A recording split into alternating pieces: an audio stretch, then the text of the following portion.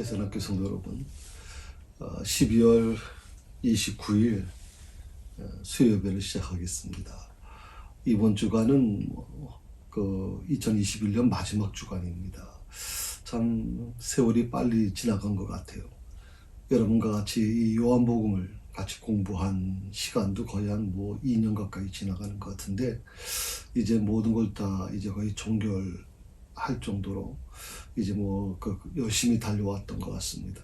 특히 코로나로 인해서 참 서로 만나는 것도 쉽지 않고, 또 목사인 제가 또 신방하는 것도 쉽지 않은 이 상황 속에서도 이렇게 영상으로만 여러분과 같이 말씀을 같이 나눌 수 있고, 또 말씀을 같이 공부할 수 있어서 참으로 하나님께 감사를 드립니다. 지난 주일까지 이제 14절까지 주로 이제 말씀을 드렸고요. 오늘은 15절부터 쭉 같이 공부해 나가서 마지막까지 25절까지 공부를 하게 되는데, 오늘 어느 정도까지 지금 하게 될지는 잘 모르겠습니다. 하는 데까지는 최선을 다해서 해보겠습니다. 한번 15절 말씀 보시겠습니까? 15절 같이 한번 읽어볼까요? 그들이 조반 먹은 후에 예수께서 시몬 베드로에게 이르시되, 요한의 아들 시몬아, 내가 이 사람들보다 나를 더 사랑하느냐 하시니, 이르되 주님 그러하나이다. 내가 주님을 사랑하는 줄 주님께서 아시나이다. 이르시되 내 양을 먹이라 하시고. 내가 나를 사랑하느냐, 내가 이 사람들보다 나를 더 사랑하느냐, 그렇게 이제 물으시는 거죠. 여기서 이제 사랑하느냐라고 이제 예수님께서 물으시는 이 물음, 사랑한다라고 하는 말은 헬라어, 원래 이 성경이 기록되어 있는, 요한복음이 기록되어 있는 그 사도행 헬라어에는, 원어에는 아가파스라고 하는 말을 썼어요. 아가파스. 사랑하느냐 질문 속에는 아가파스라는 말을 썼어요. 이것은 우리가 잘 아는 것처럼 보통 아가페라고 하는 말을 좀 우리가 잘 알죠. 아가페라고 하는 말이 보통 신적인 사랑, 또 헌신적인 이타적인 사랑, 이런 것들을 가리켜서 이제 아가페, 아가파스라고 하는 말을 씁니다. 그 질문에 대해서 베드로가 이렇게 대답을 합니다. 이르되 주님 그러하나이다. 내가 주님을 사랑하는 줄 주님께서 아시나이다. 내가 주님을 사랑하는 줄 주께서 아시나이다. 그러니까 주님의 질문은 내가 나를 사랑하느냐라고는 아가파스라고 하는 말을 썼어요. 그래서 주님의 그 질문인 그 아가파스에 대해서 베드로의 대답이 뭡니까? 그러니까 지금 당연히 주님은 아가파스라고 하는 말을 썼으면 그 사랑이라고 하는 것은 아가페의 사랑, 우리가 보통 이렇게 얘기 많이 하지 않나요? 헌신적인 거, 이기적인 거 말고 이타적인 사랑, 아무 조건 없이 그렇게 나를 위해서 헌신할 수 있느냐라고 하는 물음을 아마 던지신 것 같은데, 베드로의 대답은 뭐라고 대답을 하냐면 필레오로 대답합니다. 내가 주님을 사랑하는 줄 주께서 아십니다. 그러니까 사랑하는 줄, 필레오라는 말을 썼거든요. 그러니까 주님은 아가파스라는 말을 썼고, 사랑이라는 말, 똑같은 사랑이라는 말이지만, 베드로는 똑같은 사랑을 얘기하면서도 필레오라는 말을 썼어요. 필레오라는 말은, 우리가 이렇게 물론 이제 구분하는 게 이렇게 꼭 바람직하냐, 일부 학자들 중에 그렇게 얘기하는 분도 있어요.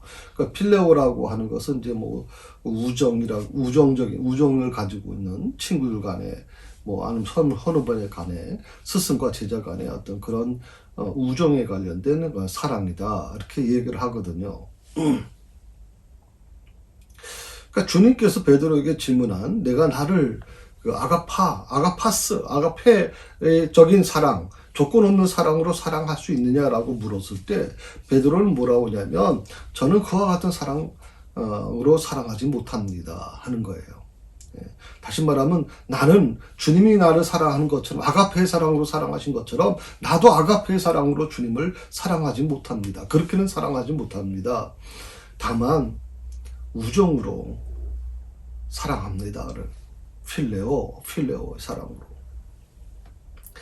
뭐 일부에서는 뭐 이 부분에 대해서는 뭐 베드로가 잘 몰랐다, 베드로가 아직도 정신 못 차렸다라고 얘기하는 분들도 뭐 계실 것 같은데, 저는 제가 볼 때는 이것은 단순히 어떤 베드로가 예수님의 그 질문에 대한 아가페의 사랑에 대한 부분에 대해서 좀 아직도 정신 못 차린 거냐, 그렇지는 않다고 생각을 해요.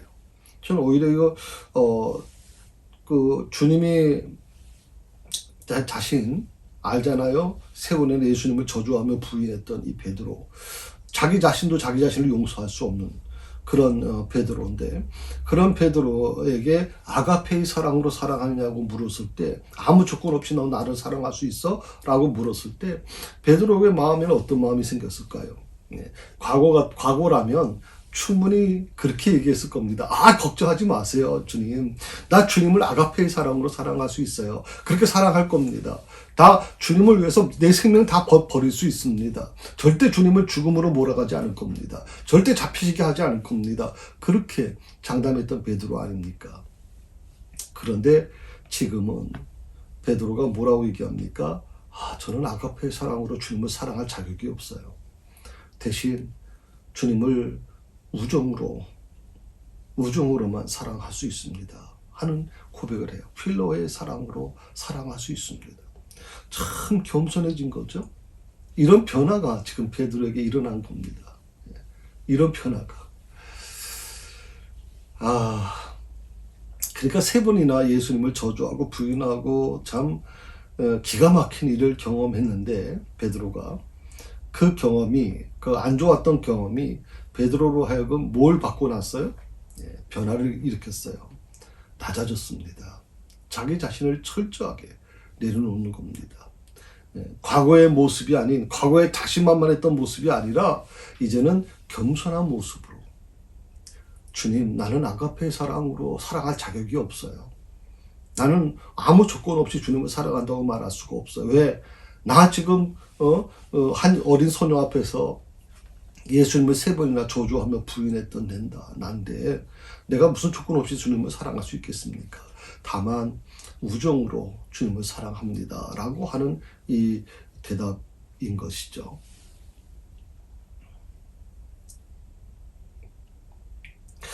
여기서 주님께서 어느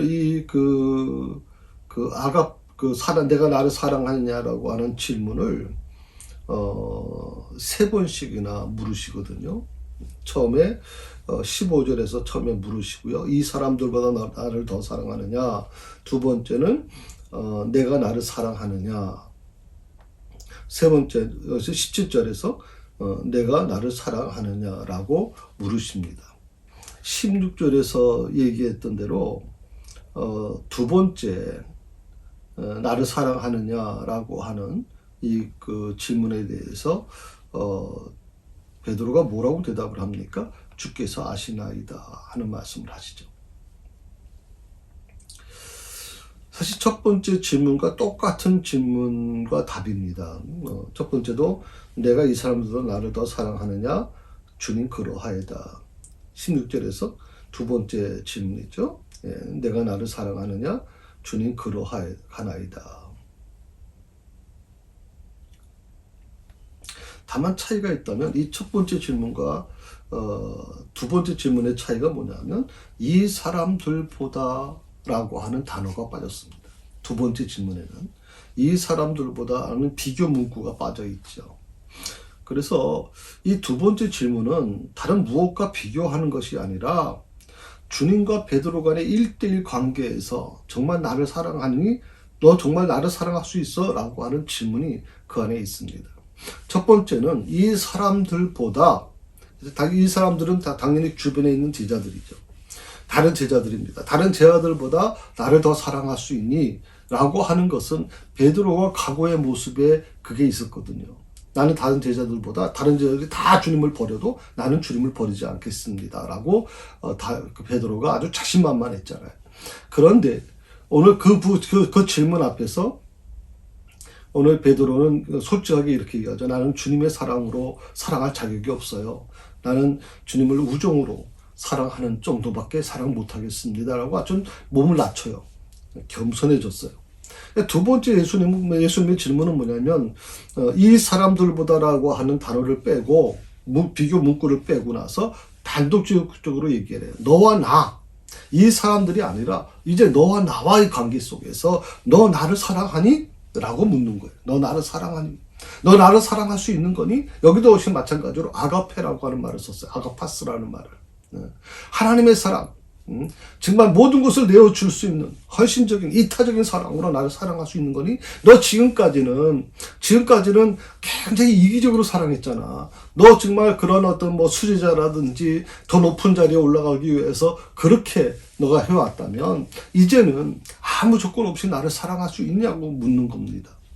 이번에도 베드로는 주께서 아시나이다라는 말로써 예수님에 대한 자기 사랑을 고백하게 되죠. 17절에 보게 되면 세 번째 이르시되 요한의 아들 시몬아 내가 나를 사랑하느냐 하시니 주께서 세 번째 내가 나를 사랑하느냐 하심으로 베드로가 근심하여 이르되 주님 모든 것을 아시오매 내가 주님을 사랑하는 줄을 주님께서 아시나이다. 예수께서 이르시되 내 양을 먹이라.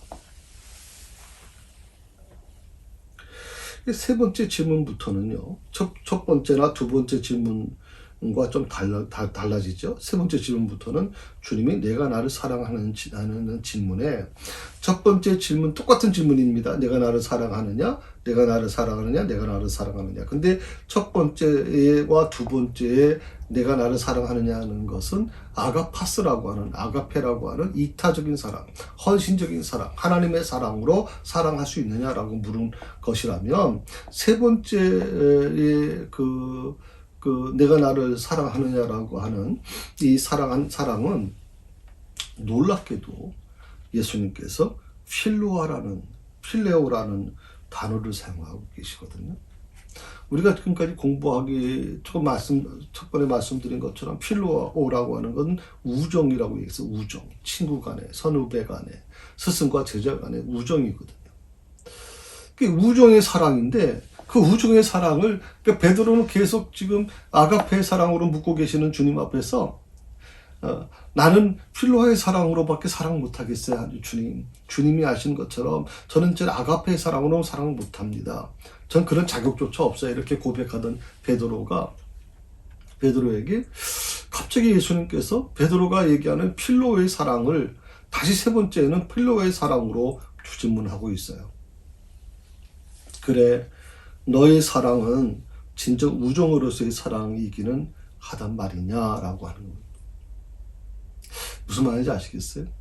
그래, 아가페의 사랑은 제초투자, 뭐 이타적인 사랑, 뭐라고 얘기할까요? 뭐 신적인 사랑, 헌신적인 사랑 이거 다 젖혀놓고 그러면 너가 얘기하고 있는 나는 필로의 사랑으로 주님을 사랑합니다라고 얘기했으니까 그럼 필로의 사랑으로 진정 우정으로서의 사랑이긴 한 거냐 내가 사랑하는 것이 그렇게 지금 묻고 계시는 거예요. 어쩌면 이 질문 속에는 여러 가지가 있죠.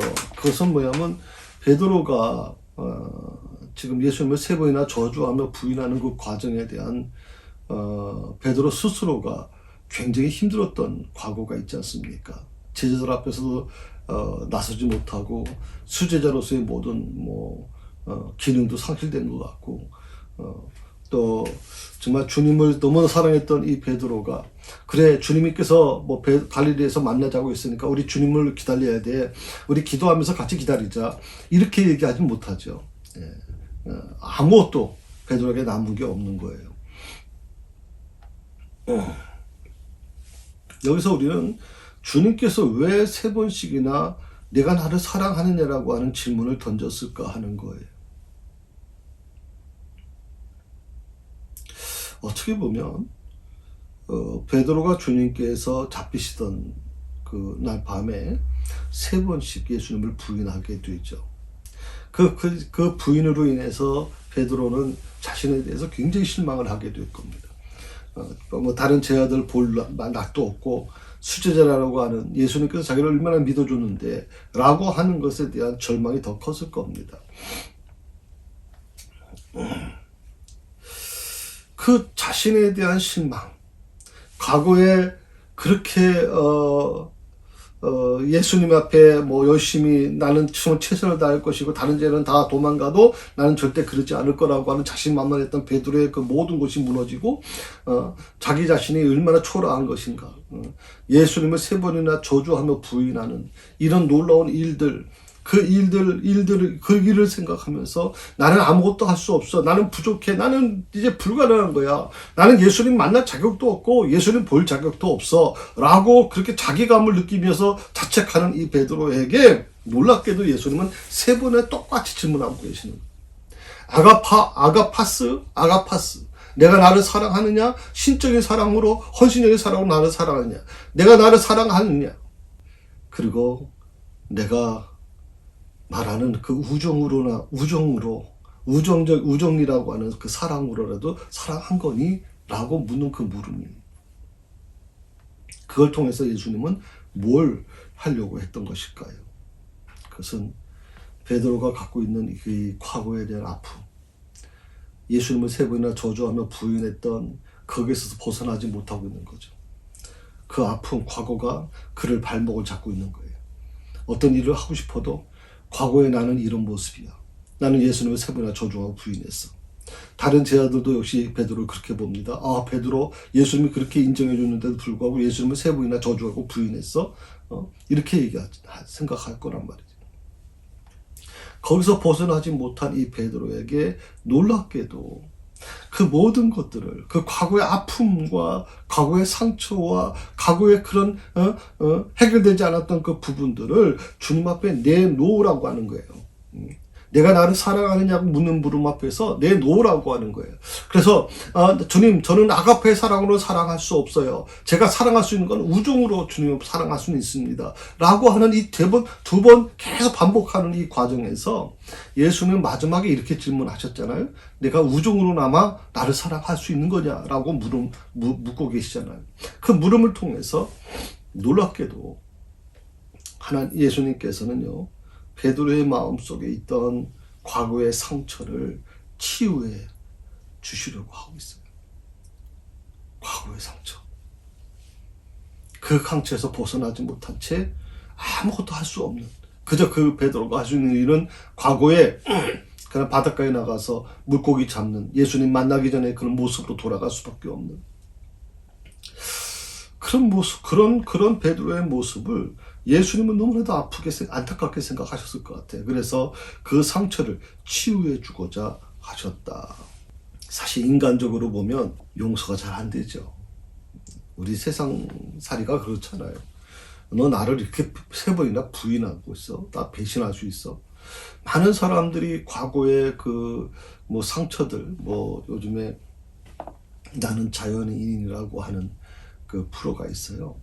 그 보면 이제 다 과거에 또 상처를 갖고 있는 분들이 사람이 너무 싫어서 산에 들어가서 혼자서 사는 모습들을 보여주는 거거든요. 나는 자연인이다 하는 건데, 거기 보면 다 과거에 상처를 갖고 있어요. 그 상처가 뭐냐면 배신당하는 거. 사업하다가 친구로부터 배신당하고, 동업자로부터 배신당하고, 사람으로부터 정말 윗사람으로부터 어떤 아픔을 겪은 사람들, 그런 상처를 가지고 이제 보통 산에 올라와서 혼자 거기서 지내는 사람들이 많은데, 어떻게 보면 베드로도 역시 마찬가지죠. 베드로도 그렇게 살 수밖에 없는 사람이에요. 그 누구도 베드로를 인정해 주지 않을 겁니다. 그런데 예수님께서 그 베드로의 마음속에 있는 그 상처, 아픔을 치유해 주시려고 하는 것.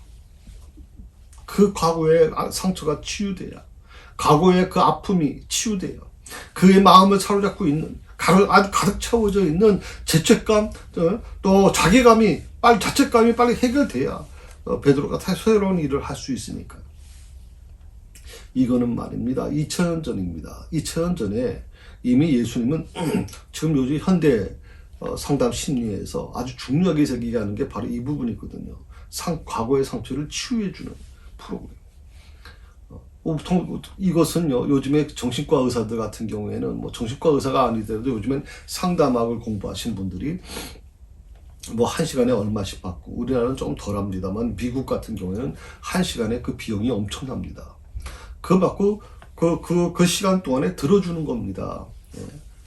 그 아픔을 다 들어주고, 사실 그 뭐 치유해 나가는 과정이 그렇게 뭐 특별한 게 없습니다. 뭐 약이 있는 것도 아닙니다. 그러니까 들어주는 거거든요. 들어주고 그 과거에서 빨리 벗어나도록 만들어주는 것이죠. 특별히 저도 이제 그 학생들을 또 저 청년들을 지도하면서 이 빈 의자라고 하는 것을 많이 도입을 했어요. 빈 의자, 거기에 자신을 앉혀놓고 자기 자신을 돌아보게 만들고, 자기 자신의 과거에 자기를 괴롭혔던 많은 것들, 그것을 돌아보면서 막 어떤 청년은요, 여자 청년인데 그 의자에 앉으면서 막 통곡을 해요. 막 몸부림치면서 막 괴로워해요. 그건 아마 어떻게 보면 그 내용을 정확하게 저는 뭐 그 많은 사람들 앞에 서기 때문에 다 그걸 얘기하게 하지는 않았어요. 다만 그가 막 비밀리에서 뭐 흐느껴 울고 몸부림치는 것을 가서 껴안아주면서 이제는 괜찮다고, 하나님께서 너를 사랑하신다라고 말을 해줬는데, 과거의 그 상처가 우리에게 앞을 향해 나가지 못하도록 만드는 일이 많아요. 성도 여러분, 혹시 여러분들 중에 과거의 상처를 갖고 계시는 분이 있나요? 여러분 가장 가까운 지인으로부터 아픈 상처를 경험하고 그 상처 때문에 힘들어하고 어떤 일을 하려고 해도 그게 트라우마가 돼서 점점점 힘들어지는 모습들을 아마 갖고 있을 거라고 생각이 듭니다. 주님은요, 이 베드로와의 대화를 통해서 진정으로 베드로에게 말씀하시고자 한 것이 뭐냐면, 내가 나를 우정으로 밖에는 사랑할 수 없다는 것을 알고 있다.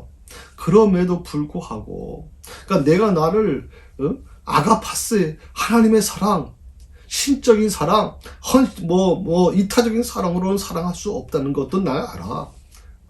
넌 아직 그 정도 단계는 아니니까. 그럼에도 불구하고 나는 너를 신뢰한다. 나는 너를 신뢰한다.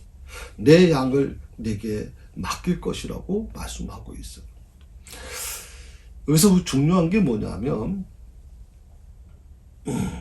베드로가 완전하기 때문에 예수님께서 양을 맡기겠다는 게 아닙니다. 완전하기 때문에. 예수님도 아시잖아요. 베드로가 얼마나 불완전한 존재라는 것을 알아요. 그럼에도 불구하고 베드로가 정말 과거하고 달라진 것은 뭐냐면, 그렇게 교만하고 그렇게 자기 자신에 당당했고 정말 인간적으로는 주님을 위해서 막 생명 내던지려고 했을 거예요.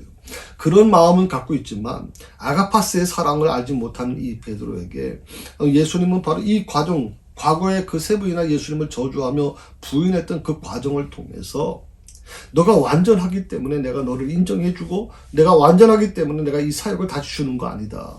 그래, 너 불완전해. 너는 어떻게 보면 굉장히 문제가 많은 사람인 건 사실이야. 그럼에도 불구하고 나는 너를 사랑하고 나는 너를 신뢰한다라고 말씀하고 계시는 것.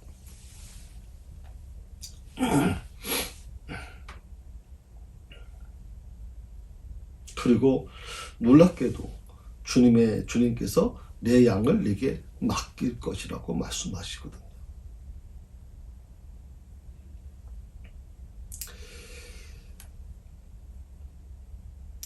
또 베드로의 입장을 좀 한번 생각해 봤어요. 제가 베드로 입장이라면요, 내 자신의 이 연약함을 알고도, 내 이 부족함을 알고도 나에게 다시 사명을 맡겨주시는 그 주님 앞에서 이 베드로는 어떤 마음을 가지고 있었을까?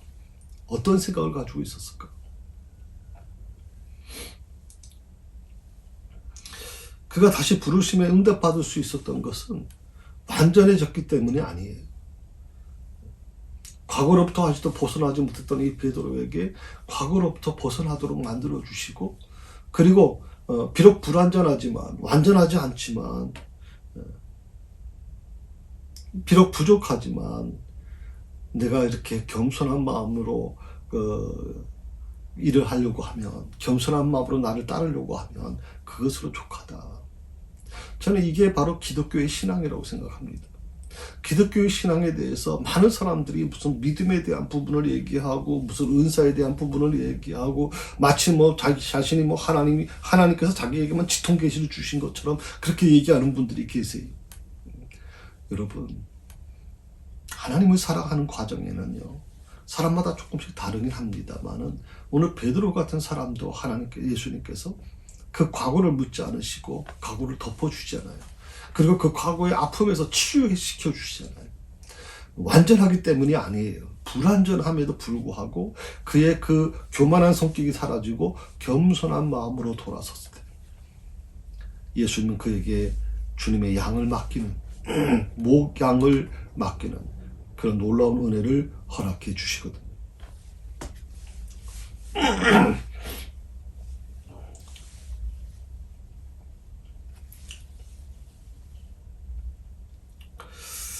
어,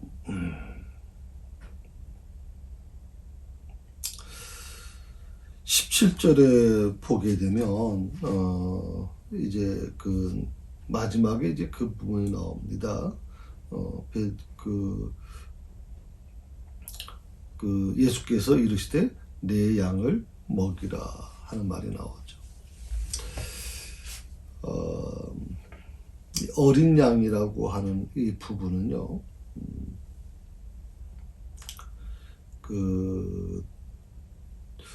어떻게 보면 이제 양이라고 하는 것이 이제 뭐 양은 그 장성한 양도 있고 어린 양도 있지 않습니까? 그 양이 초신자뿐만이 아니라 또 장성한 양도 있잖아요. 그 양은 성숙한 신자라고 우리가 볼 수가 있죠. 근데 어린 양만 뭐 그 돌봄이 필요한 게 아니라 이 장성한 양도 필요하다는 겁니다. 끊임없이 말씀의 꼴로 양육받아야 된다는 사실을 시사해주는 구절이거든요. 한국교회 성도들이 참 잘못된 게 뭐냐면요, 초신자 때는 참 열심히 배우려고 그럽니다. 예, 신앙이 아직 뭐 교회 나온 지 얼마 안 되신 분들은 열심히 공부하고 싶어 열심히 뭐 가르쳐 주는 대로 성경도 열심히 읽으시고 열심히 뭐 예배도 참석하시려고 노력하고 그렇게 합니다. 그런데 점점점 신앙이 교회에서 어떤 뭐 신앙생활이 길어지고 또 그리고 교회에서 어떤 직분을 맡게 되고 뭐 장로님, 권사님, 뭐 또 안수 집사님, 또 뭐 집사님 이렇게 뭐 교회에서 직분을 맡게 되면요 어떻게 되는지 아십니까? 배우려고 하질 않아요. 재밌는 게 뭔지 아냐면 뭔지 아십니까? 성경을 안 읽어요, 여러분. 난 이게 참 너무 힘든 거예요. 초신자 때는 오히려 가르쳐 준 대로 잘 따르는데 이제 뭐 교회에서 어느 정도 직분을 맡고 특히 항존직을 맡으신 분들이 성경을 별로 안 읽어, 대체 성경을 지금. 난 이게 너무나도 안타까워요. 뭐 본인들이 그만큼 성경을 많이 알고 계시는지 모르겠어요. 그만큼 연구를 많이 하고 뭐 성경의 박사가 됐는지 모르겠지만, 예. 여러분, 성경을 읽지 않는다는 건 너무 기가 막힌 일이에요. 그러니까 어떤 결정을 내릴 때, 어떤 일을 할 때 항상 그 속에는 뭐가 있어야 되냐면 하나님의 말씀이 기초돼야 돼요. 하나님의 말씀. 내가 이 행동을 하는 것이 과연 하나님의 말씀에 비춰서 옳은 것인가를 알아야 돼요. 그러기 위해서는 성경을 아셔야 돼요. 성경을 많이 읽으셔야 돼요. 성경 공부를 많이 하셔야 돼요, 여러분. 누구보다도 그래야 돼요. 특히 교회에서 장로님 직분 받으신 분들, 권사 직분 받으신 분들은 적어도 항존직이라고 하는 안수입사 하시는 분들은 공부 많이 하셔야 돼요. 내가 행동하는 것이 올바른 것인지를 성경에 비춰야 되잖아요. 그런데 내 행동하는 것이 성경하고 아무 상관이 없는 것이라면 이건 너무 기가 막힌 거라고 생각을 한단 말이죠.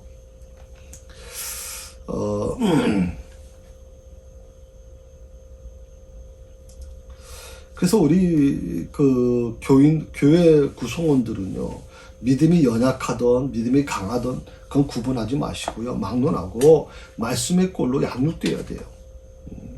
이게 굉장히 중요하다고 생각을 하거든요. 그러니까 어린 아이가 영양분을 공급받지 못하면 어떻게 됩니까? 성장할 수가 없어요. 뭐 키는 커졌는지 모르지만 그게 영양분이 공급되지 못하면 삐쩍 크지 전혀 뭐 뼈라든지 이런 것에 영양이 공급되지 못하면 굉장히 어렵잖아요. 이 성도들도 마찬가지입니다. 영의 양식인 말씀을 공급받지 못하면 신앙이 성장될 수가 없어요. 그래서 사실은 뭐 적어도 항존직 정도 되신 분들은요, 정말 성경을 목사만큼은 뭐 할 수 없죠. 왜? 저는 뭐 신학교에서 공부하신 사람이니까, 일평생 설교하면서 성경을 많이 본 사람이니까, 그렇지, 그거하고는 비교할 수 없어도요. 적어도 하나는 뭐냐면, 적어도 자기 삶을 돌아보면서 하나님의 말씀을 떠올릴 수 있는 사람이 돼야 돼요. 하나님의 말씀대로 살겠다, 그렇게 결심하고 결단할 수 있는 사람. 내 행동을 말하는 거, 행동 하나하나가 이게 말씀에 올바른 거를 분별할 수 있는 정도의 능력은 갖고 있어야 된단 말이죠. 특히 일반 믿음이 약하신 집사님이나 믿음이 약하신 성도들이 물어봤을 때 적어도 하나님의 말씀으로 얘기해 줄 수 있는 그런 정도는 되어야 된단 말이죠. 그러니까 이게 안 되니까 이게 심각한 문제가 일어나게 되는 거예요. 세상 것은 많이 알아요. 세상에 어떤 지혜는 많은지 모르지만 정작 하나님의 말씀에 대해서 너무 무지하단 말이죠. 이 무지하니까 내가 행동하는 거, 내가 말하는 것이 뭐가 잘못되는지 모르는 거예요. 이런 사람들은 사탄의 밥이 될 수밖에 없어요. 이런 사람들은 시험에 들 수밖에 없고요. 시험의 통로를 내줄 사람이란 말이죠. 그래서 왜 교회가 자꾸만 문제가 됩니까? 왜 임직을 하고 나면 임직하는 사람들이 왜 문제가 일어납니까? 말씀의 기초가 되어 있지 않았기 때문에 그래요. 말씀의 기초가 없이 세상적인 방법으로 그대로 하려고 그러니까 교회 안에서. 그러니까 굉장히 문제가 일어날 수밖에 없는 겁니다. 자, 주님께서 3번씩이나 동일한 말씀으로 베드로에게 물으시고 그에게 대답할 때마다 내 양을 먹이라고 말씀하신 이유가 있어요. 그것은 베드로에게 위임하고 있는 일의 중요성을 강조하기 위한 거예요. 앞으로 베드로가 맡을 일이 얼마나 중요한 것인가를 주님은 계속 강조하고 계시는 거거든요. 우리가 주님을 사랑하는 것과 주님께서 가지신 관심을 갖는 것은 분리할 수가 없어요. 주님께서 세상에 대하여 가지신 가장 중요한 관심이 뭐라고 생각하세요, 여러분? 주님이 가장 관심 있는 게 뭘까요? 교회 성장? 교회 크게 져가지고 주차장이 많고 수많은 사람들이 와서 막 정말 웅장한 오케스트라에다가 웅장한 파이프 오르간에서 예배드리는 그런 웅장함을 가지고 있는 그 교회? 그것은 하나님이 머무시는 곳일까요? 주님이 가장 관심을 갖는 것은 잃어버린 영혼을 구원하는 거예요. 잃어버린 영혼 구원. 이걸 쉽게 말씀을 드리면 생명 살리는 거예요. 생명 살리는 거. 다른 거 부족해도 괜찮아요, 여러분. 뭐 학고방 같은 곳이고 또 비싸는 그런 곳에서 예배 드려도요. 그것이 바로 하나님의 나라가 될 수 있고 그것이 바로 천국이 될 수 있어요. 화려하다고 해서 웅장하다고 해서 하나님이 그곳에 머무시는 게 아니거든요. 교회가 해야 될 일이 뭐냐? 하나님의 사람들이 해야 될 일이 뭐냐? 바로 생명 살리는 일을 해야 된단 말이에요. 영혼을 사랑하는 마음을 가져야 돼요. 여러분 가족 중에서 아직도 하나님을 알지 못하는 자가 있다면 그 영혼을 위해서 눈물로 기도하셔야 돼요. 그 영혼을 위해서 정말 울부짖으셔야 돼요. 그리고 날마다 하나님 죄송합니다. 내가 주님을 사랑하는 마음으로 저들을 사랑하지 못했습니다. 주님, 저들을 사랑할 수 있는 마음을 지켜주시고 저들의 영혼이 변화될 수 있게 해달라고 기도하셔야 돼요.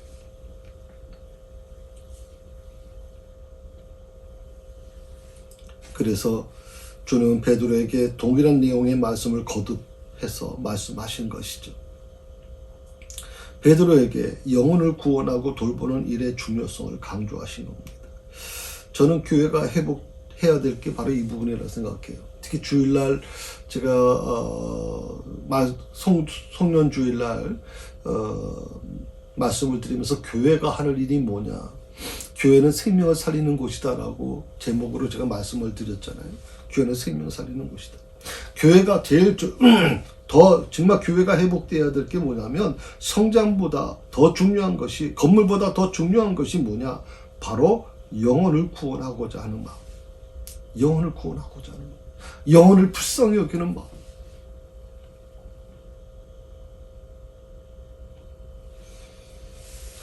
오늘 주님께서 이 베드로에게 주신 이 말씀을 오늘 나에게 한번 적용해 보세요. 내가 나를 사랑한다면 내가 사랑하고 구원해 주기 원하는데 이웃을 돌봐라. 그들을 구원으로 인도하라라고 하는 의미가 될 것입니다. 내가 나를 사랑한다면, 가정이죠. 내가 나를 사랑한다면 뭐가 필요하다는 거예요?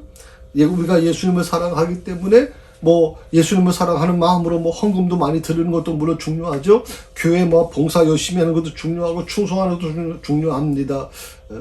기도 많이 하는 것도 중요합니다만은 정말 우리가 예수님을 사랑한다면 가정을 해놓고 뭐가 있으면 그렇다면 어떤 전제 조건이 있어야 돼요? 내가 나를 사랑하고 구원해주기 원하는, 예수님이 정말 사랑하고 구원하기 원하는 내 이웃을 돌보라 그랬죠.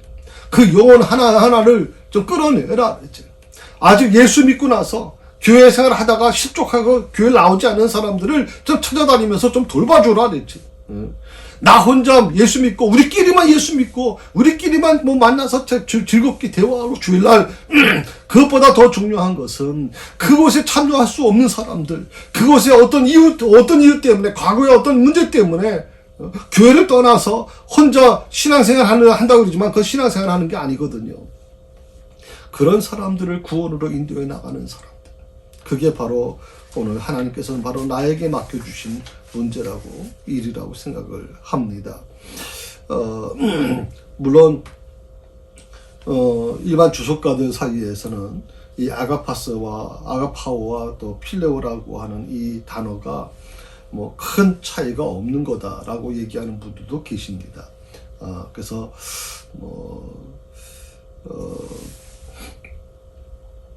그런 부분에서는 전문가들 사이에서 조금 차이가 있는 거니까 그거는 그렇게 이해하고 가시면 좋을 것 같고요. 베드로가 이렇게 얘기합니다.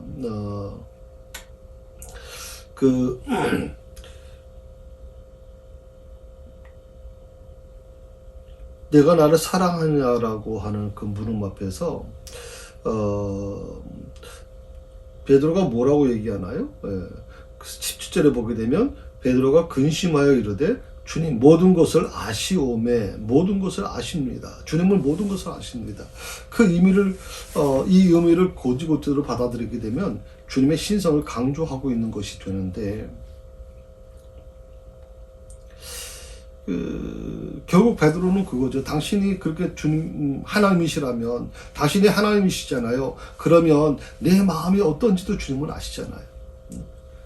내 마음이 지금 어떤 마음인지 주께서 아시지 않습니까? 라고 하는 그 내용이 포함되어 있어요. 거기에 또 주님은 이렇게 고백하는 베드로에게 내 어린 양을 먹이라고 말씀하고 계시는 거죠.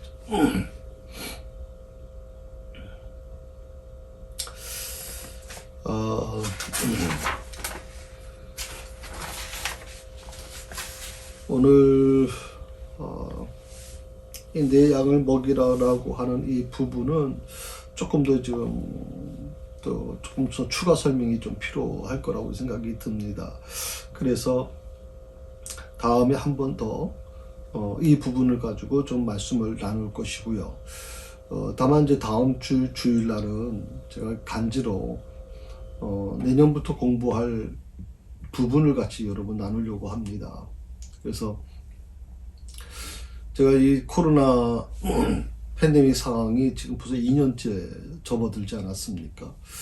이제 1년이면 끝날 줄 알았는데 2년째 지금 됐고, 내년에도 이 팬데믹이 결코 사라지지 않을 거다, 이렇게 얘기를 하고 있는 상황에서 어떤 것이 과연 우리에게 필요할 것인가, 여러 가지 좀 기도하면서 묵상하다가 출애굽기서를 한번 또 공부하는 게 좋겠다 생각이 들었습니다. 그래서 출애굽기서는 여러분 아시는 것처럼 애굽에서 노예 생활에서 탈출해서 하나님이 세우신 하나님의 나라 가나안 땅으로 가는 과정에서 여정이죠. 40년 동안 이스라엘 백성들이 겪었던 과정 속에서 하나님이 그들에게 어떻게 만들어 가지고 이스라엘 백성들이 노예의 신분으로 노예에 익숙해졌던, 그래서 어떻게 보면 자기 스스로 움직이는 것이 아니라 그냥 시키는 대로만 살아왔던 그들의 삶이 하나님께서 어떻게 그들의 삶을 변화시켜 나가는지, 그런 모습들이 출애굽기서에 나와 있습니다. 우리가 코로나 팬데믹 상황 속에서 때로는 수동적인 그런 신앙의 모습이 될 수도 있고요. 또 여러분들 중에서는 현장 예배에 참석하지 못하신 분들이 꽤 많을 겁니다. 이유는 되겠죠. 어차피 뭐 하나님은 어디든 계시지 않습니까? 뭐 가정에서도 예배 드려도 되지 않습니까? 물론 뭐 가능합니다. 다만 그렇게 하다 보니까 어떤 문제가 있냐면 점점 느슨해지기 시작하죠. 점점 내 신앙이 약해지기 시작하는 겁니다. 우리 교회라고 하는 것이요, 건물이 곧 교회는 아닙니다. 그런데 왜 교회가 중요하냐면 구원받은 자들이 일주일에 한 번은 모여서 같이 말씀을 나누고 같이 찬양하고 같이 예배를 드리는 과정. 그러니까 초대교회가 그렇게 핍박이 심했음에도 불구하고 그들이 왜 카타콤이라고 하는 곳 아니면 뭐 동굴 같은 곳에서 모여서 예배드렸겠습니까? 그들의 신분은요, 뭐 이렇게 자유인들이 많지 않았습니다. 노예 신분에 있는 사람들이 많거든요.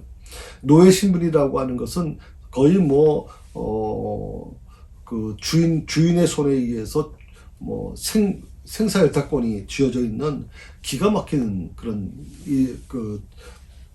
상황에 있는 사람들이거든요. 자기들 시간 자유롭지 못합니다. 그럼에도 불구하고 그들은 모이는 데 힘썼습니다. 그 모이기를 피하지 말라고까지 다 바울은 얘기하지 않습니까? 그 어려운 중에서도 왜 그들이 모이려고 했을까요?